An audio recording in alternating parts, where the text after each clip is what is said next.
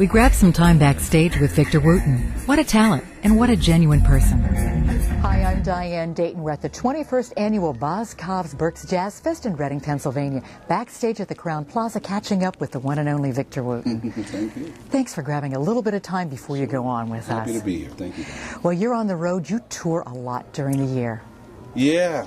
I mean, fortunately, it's a hard time for a lot of us musicians, a lot of people in general. And so I feel thankful that I'm able to keep touring. And one of the things that you really do a lot of is camps. Very, very true. Yeah, like my good friend Gerald, where we are right now, he has a bass boot camp going on. For 12 years now, I've been running a music and nature camp. So we have a big nature element because I realized a long time ago that we're all trying to be natural at what we do, which means we're trying to be like nature. So we use nature as our classroom. So it's out in the woods of Tennessee, and we have musicians from around the world, and we get together and have fun for a week at a time. Wow. Yeah, people can find out at my website about that. Okay. But it's a fun thing, a different experience, but very valuable. And really connecting on a different level. Absolutely. We mentioned a second ago that music is like a language. And the way we learn to speak language clearly and quickly was by getting out in the world. In other words, you don't get good at a language locked in a room practicing. You practice a little, then you have to speak it to people. Like when a teacher teaches you a new word, she has you put it into a sentence right away. She doesn't say, go practice that word. So that's the way you become natural. You can become good through practice, but you have to get out and perform and play and share and jam to become natural. So the same way that a bird doesn't have to go to music school to learn to sing, a squirrel doesn't have to be taught to build a nest. These are natural abilities that they have. Well, us as humans have these natural abilities too. And I find out that we can tap into them much faster when we surround ourselves with nature. Well, when you started playing, you were very young. I mean, 3 and then performing outside at 5 or 6. It was a language for you because you were learning to talk as well. Absolutely. And at the same time and in the same way. So because I learned it so young, and in the way that my brothers taught me, or I could even say the way they didn't teach me, it made me learn the music naturally. Because I had people to play with. I was very lucky to be born into a band. They knew they needed a bass player when I was born. Wow. And I'm the youngest of the 5, so that became my role.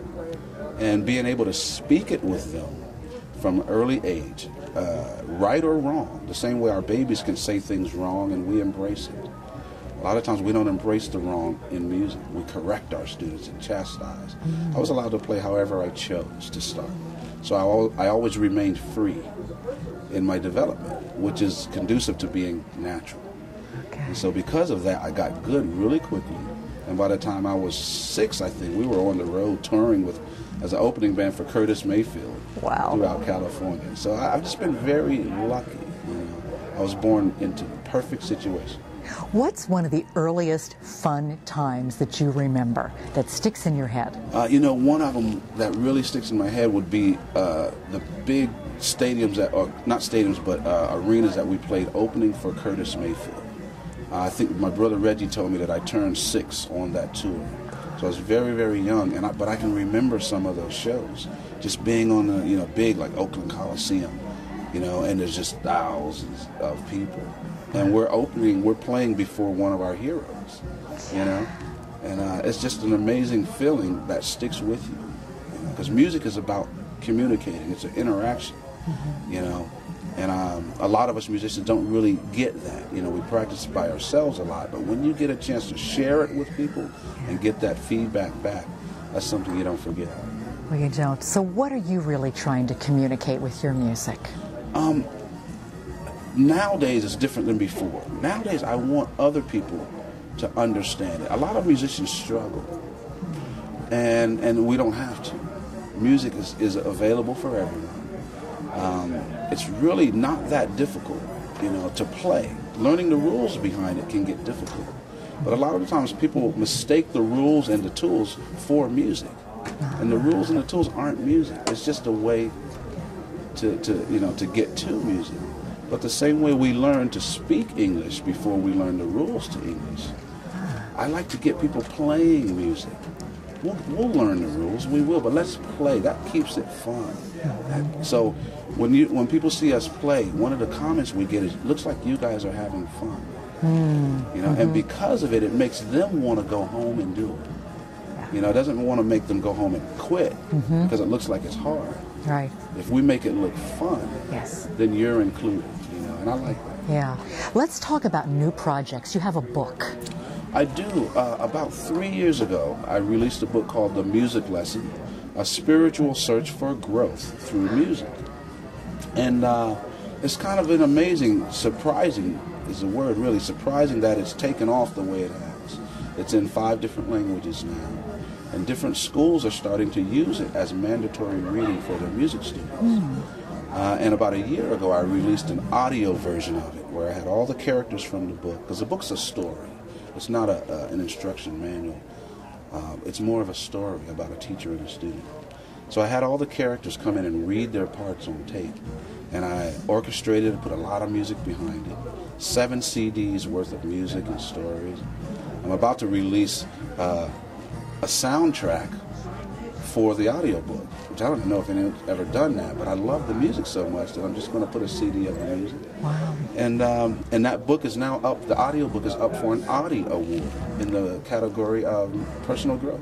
Oh, I'm excellent. just surprised, but also proud of it. Excellent. That's wonderful. Congratulations. Thank you. So what would you say really motivates you on a daily basis? What is it, Victor? All of life. That's an easy answer for me. It's like what motivates us to talk, whatever's happening in our life. Yeah. Who we meet, what we do, what we see, what we think about. So for me, I have 2 ways of talking about it. One is verbally, the other is musically. And most of the time I enjoy musically better because you don't have to understand or agree with what I'm talking about. As long as you can bob your head or whatever, it's okay. You know? Yeah. So I'm happy to be able and know how to allow my whole life experience to be channeled through my music. So what's really important to you then?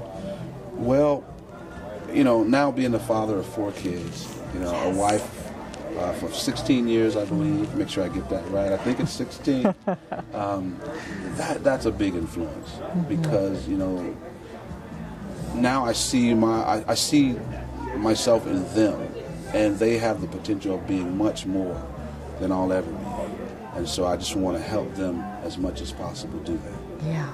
Life lesson that you've learned that you want to share with your children and you want to share with us, what would that be? I could go on for the next hour because I've been literally writing down all the things I can remember that my parents taught me. But one of the things, and since we're talking about music and performing, I'll say the 5 of us boys used to always hear this from my mom. She would always say, "You boys are already successful. The rest of the world, they just don't know it yet."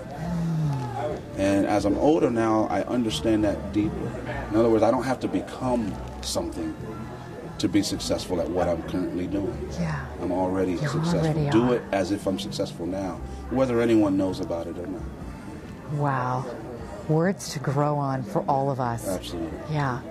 Thank you so much appreciate for that. taking Thank time you. today. I know it's been crazy, and I know you can't wait to get out there and perform and then head home after a 3-week tour. And I get to listen to Stanley Clark. Yes, we do. Can't beat. Thanks so much, Victor. Thank you very much. I appreciate it. Wonderful. We're coming to you from the 21st annual Boscov's Berks Jazz Fest in Reading, Pennsylvania.